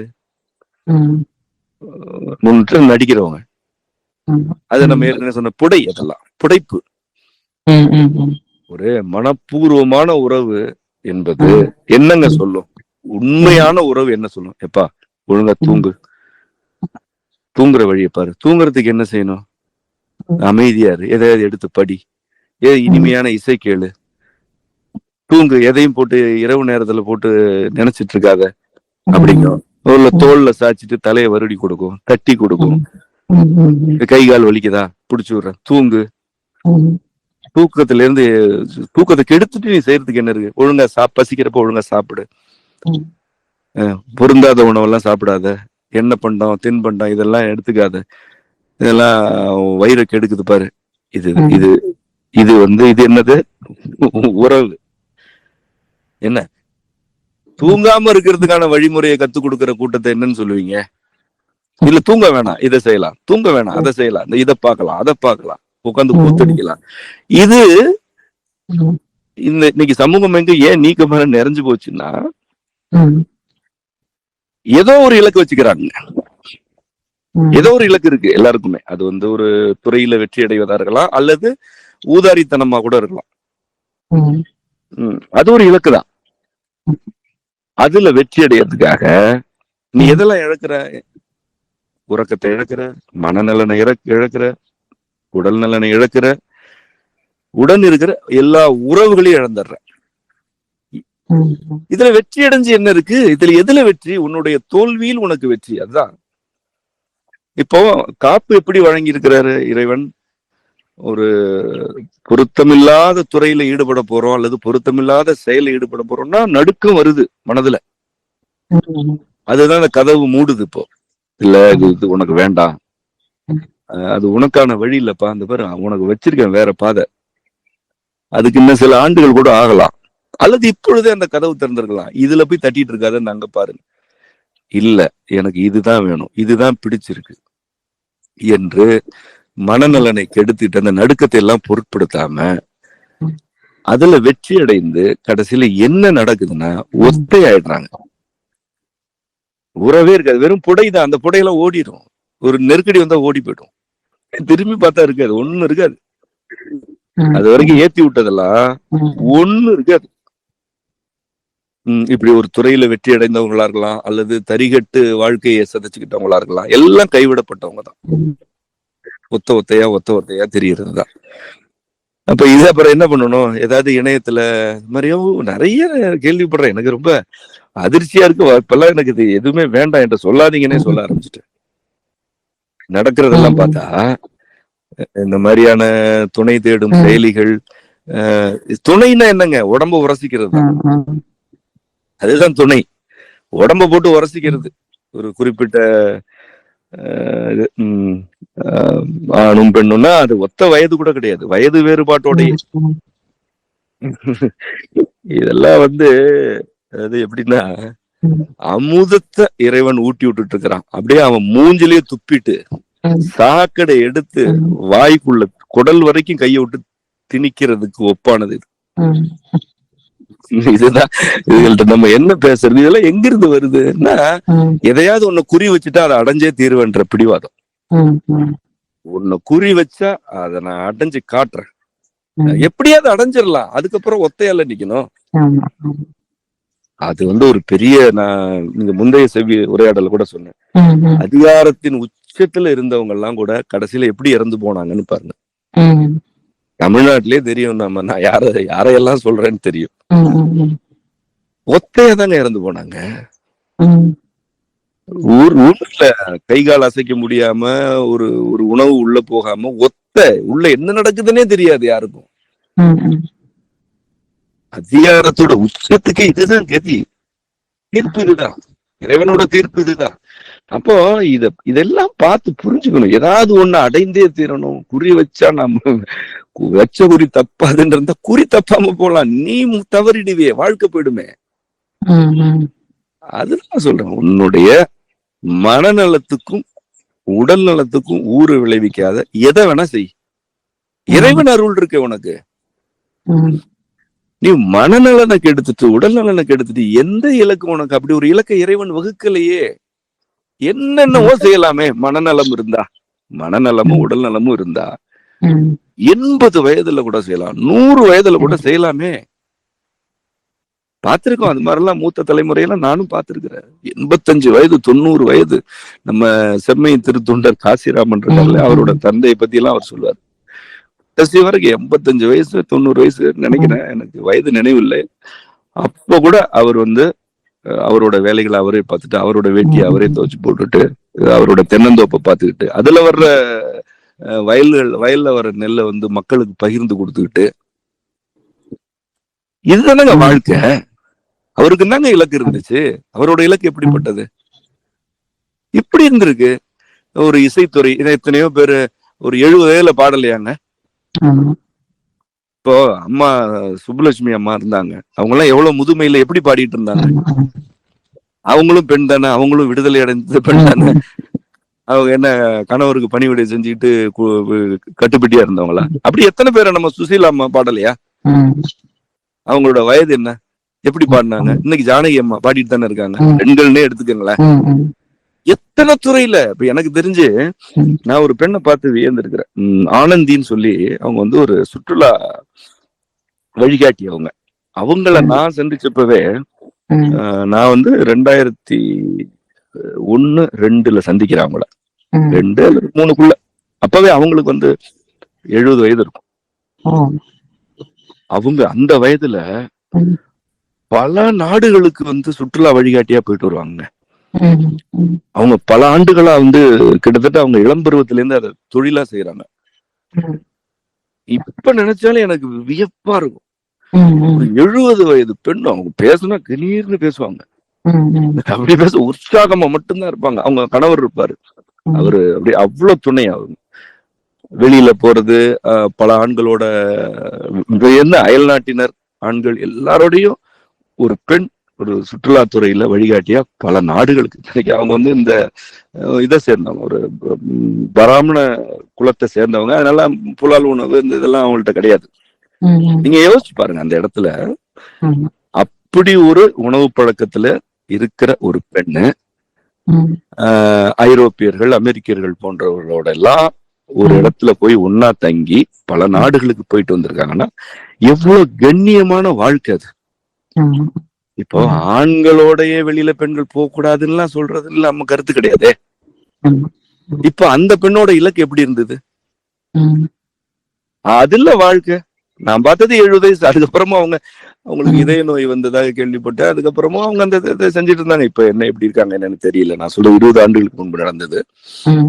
என்ன, அதாவது ஆண்களுக்கு நிறைய முன்னுதாரணங்கள் இருக்குன்னு அதெல்லாம் சொல்லல, அது எவ்வளவு சொல்லிட்டே இருக்கு சமூகம். ஆனா பெண்கள் நான் சொல்றது எல்லாமே இந்த இங்க வட்டமலைன்னு இதுல காங்கேயம் பக்கத்துல ஒரு முருகன் கோயில் இருக்கு. அந்த இடத்துல ஒரு பெண்ணு, ஒரு அம்மா, வட்டமலை வறண்டு போய் இருக்கிற காலத்துல அந்த மலையை சுற்றிலும் மரக்கன்றுகள் எல்லாம் நட்டு அது ஒரு காடாவே ஆயிடுச்சு, சோலை ஆயிடுச்சு. இதை பற்றி ஒரு செய்தி பார்த்துட்டு நான் இங்க குப்பைமேனி திருவிழா அல்லது ஆணியரை திருவிழாவில் அவங்களுக்கு விருது கொடுக்கணும்ட்டு அந்த அம்மா வரமாட்டேன்ட்டாங்க. அவங்க அப்புறம் நானே போய் பார்த்தேன் அந்த அம்மாவை. இல்ல, அவங்களுக்கு ஒரு 70-75 வயசு இருக்கும். ஒரு காடு உருவாக்கின பெண்ணு, ஒரு பெண், ஒரே ஒரு பெண். அவ வந்து மலை குன்ற சுத்தி மரக்கன்றுகள் வச்சு குடமா தூக்கிட்டு போய் தண்ணி ஊத்தி வளர்த்துருக்கிறா. இன்னைக்கு அந்த காடு இருக்கு. நான் போய் அந்த பெண்ணை பார்த்து தேநீர் கடையில வந்து இரவு படுப்பாங்களாம் வெளியில. அப்புறம் நாங்க போய் கொஞ்சம் நேரம் கழிச்சு வந்தாங்க. அவங்க கிட்ட, அம்மா உங்களுக்கு எனக்கு வந்து ஏதாவது செஞ்சே ஆகணுமே, என்ன செய்யறது அப்படின்னு பரபரப்பு, பதட்டம், எனக்கு பயம் வேற, கேட்கறதுக்கும் ஒரே தயக்கமா இருக்கு. ஏதாவது அப்படி கேட்க கூடாதுல்ல போய். அதனால அவங்கள்ட்ட சுத்தி வளைச்சு பேசி பாக்குறோம், என்ன வேணும் என்ன வேணும்னு. அவங்க வந்து இல்லப்பா, அடா அது யாருப்பா, அதெல்லாம் வேணும்ப்பா அப்படின்னா. என்னதாம்மா வேணும் உங்களுக்கு? எனக்கு ஒண்ணும் வேணான்றாங்க, ஒண்ணும் வேணான்றாங்க. அப்புறமா அந்த கடைக்காரர்கிட்ட, ஏங்க இவங்களுக்கு என்னங்க தேவை இருக்குண்ணா? ஐயோ, அவங்க பாட்டுக்கு இங்கதான் கடையில படுப்பாங்க. அப்புறம் நான் சொன்னேன், ஒரு வீடு எடுத்து கொடுத்துருவோம் வாடகைக்கு, அவங்க வீடு கட்டாயமா வீடு எடுத்து கொடுத்துறோம் அப்படின்னு அதெல்லாம் பேசிட்டு அவங்க கிட்ட கேக்குறோம். அவங்க ஐயா அப்படின்றாங்க. ஐயோ வேணும்னா நான் என் மகன் வீட்டுக்கு போய் அப்பப்ப தங்கிட்டு வந்துருப்பா, நான் இங்கேயே படுத்துக்கிறேன். அப்புறம் அந்த அவர் கடைக்காரர்கிட்ட கேட்டுட்டு, அவங்களுக்கு இந்த உணவு வச்சுக்கிறதுக்கு வாங்கி வாங்கிதான் சாப்பிடுறாங்க. ஒரு சில பாத்திரங்களும் போர்வை போல ஏதோ ஒரு இரவு தூங்குறதுக்கான குளிருக்குரியதும் போய் உடனே இரவோட இரவா நம்ம கூட வந்தவங்க போய் காங்கயம் போய் வாங்கிட்டு வந்து கொடுத்தாங்கன்னு வச்சுக்கங்களேன். இது வந்து இரவு 10:30 ஆயிடுச்சு இந்த உரையாடலை முடிக்கிறதுக்கு அவங்க கிட்ட. இப்ப என்னன்னா, அதுவும் இலக்குதான். வச்ச குறி தப்பாதுன்னு தான் வாழ்ந்திருக்காங்க. அவங்க என்ன குறி வச்சாங்க? அதே முருகன் கோயிலுக்கு ஒரு கூட்டமா போகும், சந்தன காப்பு, இந்த காப்பு அந்த காப்புன்னு வெட்டி செலவு பண்ணிட்டு எத்தனை பேர், அதுக்கப்புறம் எத்தனை 100,000 பேர் போயிட்டு வந்துட்டு இருப்பாங்க. அவங்க உட்கார்றதுக்கு நிழல் கொடுத்தவ அவ. எதுவுமே வேணான்ட்டு ஒரு வெள்ளை புடவை, ஒரு வெளுத்து போன புடவைய கட்டிட்டு தேநீர் கடையில படுத்திருக்கா, நிம்மதியா இருக்கா. என்ன வேணும்னு கேட்டா எதுவும் வேணான்றா. அவளும் பொம்பளைதான், அவளுக்கும் இலக்கு இருந்துச்சு, அவளும் ஒரு குறி வச்சா அந்த குறியை நோக்கிதான் வாழ்ந்தா. இப்படி நீங்க உச்ச அதிகாரத்தில் இருந்த பெண்கள் உடல் நலம் மனநலனுக்கு எதிராக செயல்பட்டு வீழ்ந்ததையும் பார்த்திருக்கிறோம்.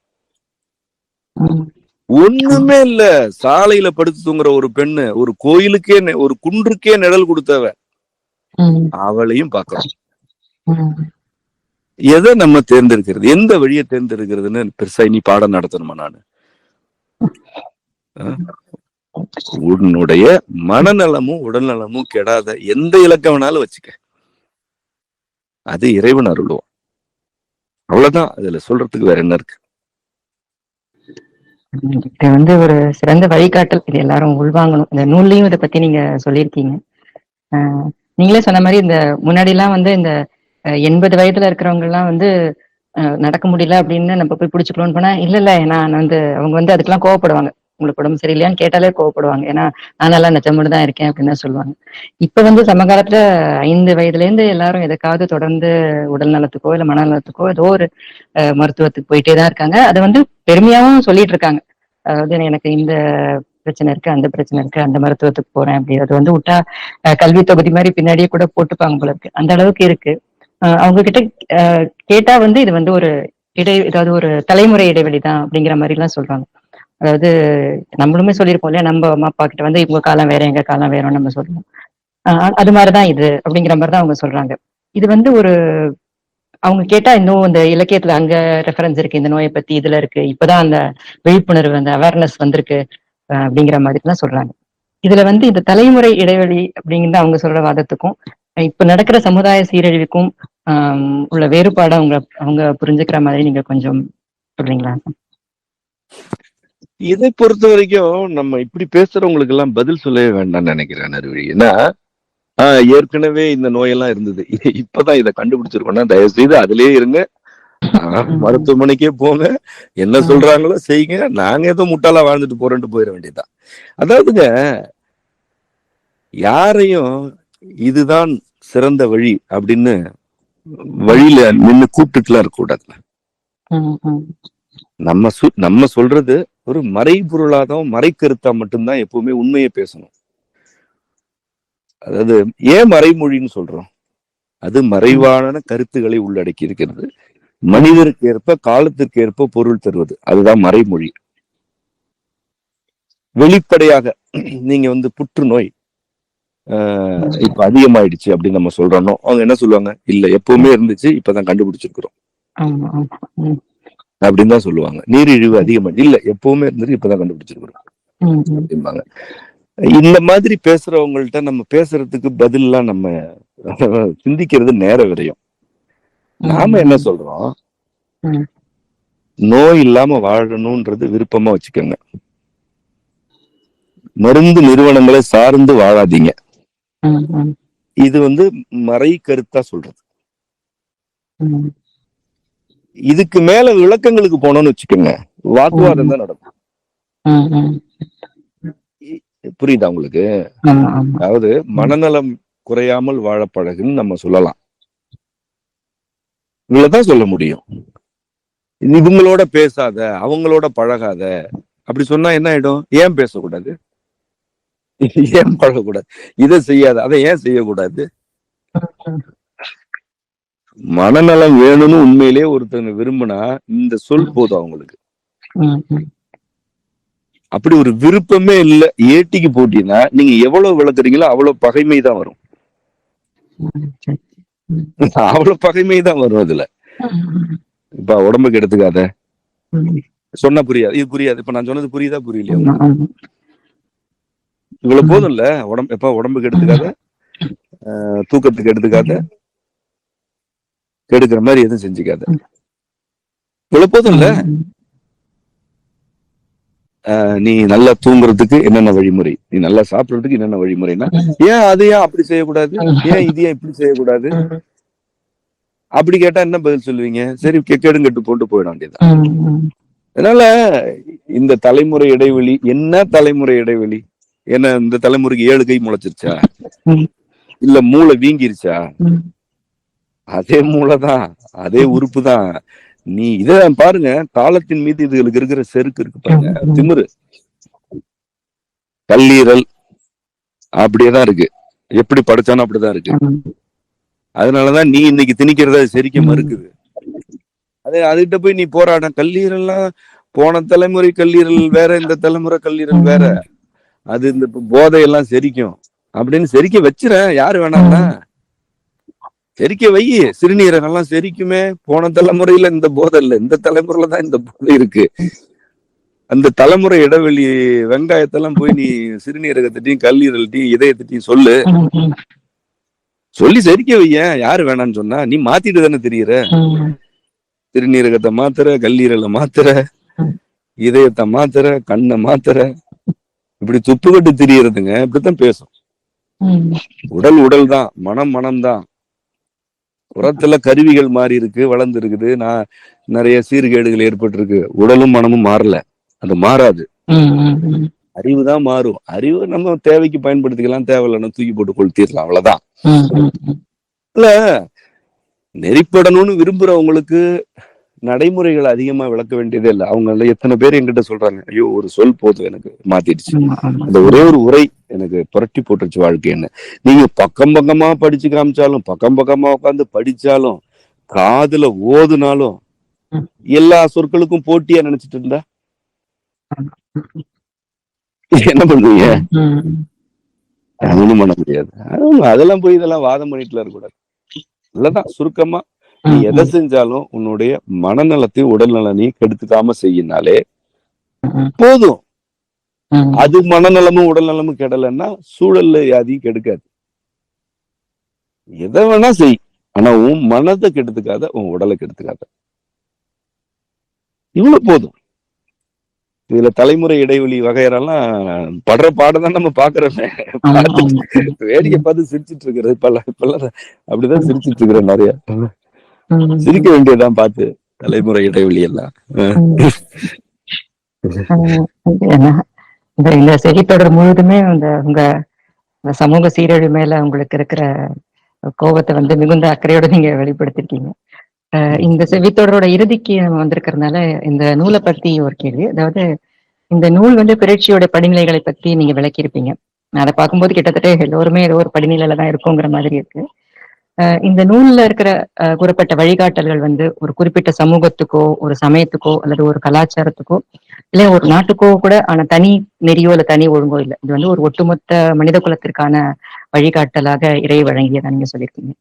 ஆஹ் இப்ப வந்து இந்த நூலை வந்து எல்லாருக்குமான வழிகாட்டலா நெறிப்படுத்தலாம், நிறைய பேரை சென்றடையணும் அப்படின்னு நீங்க விரும்புறீங்க.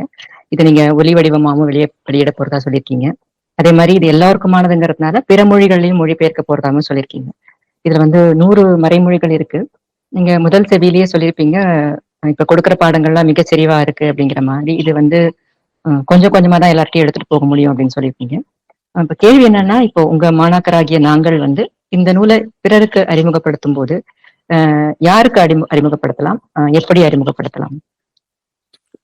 வாழ்க்கையில் மீண்டெழ வேண்டும் என்ற ஒரு சிறு துளி விருப்பம் இருந்தாலும் அவர்களுக்கு அறிமுகப்படுத்தணும். ஏற்கனவே நான் நல்லா தான் இருக்கிறேன்றவங்களுக்கு இது தேவையில்லை. உண்மையிலேயே அவங்க சிறப்பா இருக்கலாம், அல்லது சீர்கேடுதான் தனக்கு பிடித்ததுன்னு இருக்கலாம். அவங்களுக்கு வேண்டாம். ஒரு சிறு துளி எனக்கு மீட்பு வேணும் வாழ்க்கையில நினைக்கிற அனைவருக்குமான நூல் அது. அதனாலதான் நீங்க சொன்னது போல மொழிபெயர்ப்பு முதல்ல ஆங்கில மொழியாக்கம் தொடங்கிட்டோம். ஆங்கில உரையாடலுமே வெளியிட போறோம். இப்ப நம்ம பேசுற போல ஆங்கிலத்திலேயே மாணவர்களுடைய உரையாடல், நூல் பற்றிய உரையாடல்களும் வெளியிட போறோம். ஆங்கில ஒலிநூலும் ஆங்கிலத்துல அப்படியே ஒலிநூலாகவும் வெளியிட போறோம். நம்ம மற்ற மொழிகளுக்கும் படிப்படியாக அதை எடுத்து செல்லலாம் தான் நம்ம இருக்கிறோம். தமிழ் முடிந்த உடனே ஒலிநூல் வந்து விரைவாகவே ஆங்கிலத்துல வந்துடுவது. அருமையான இந்த செவி தொடரும் போதுவே வந்து ஒரு நல்ல வழிகாட்டலா இருக்கும்னு நினைக்கிறேன். இணைந்ததற்கு மிக்க நன்றி அண்ணா. நன்றி. உங்களுக்கும் உரையாடலை உள்வாங்கும் யாவருக்கும் அம்மையப்பர் அருள் நிறைவதாக. வணக்கம்.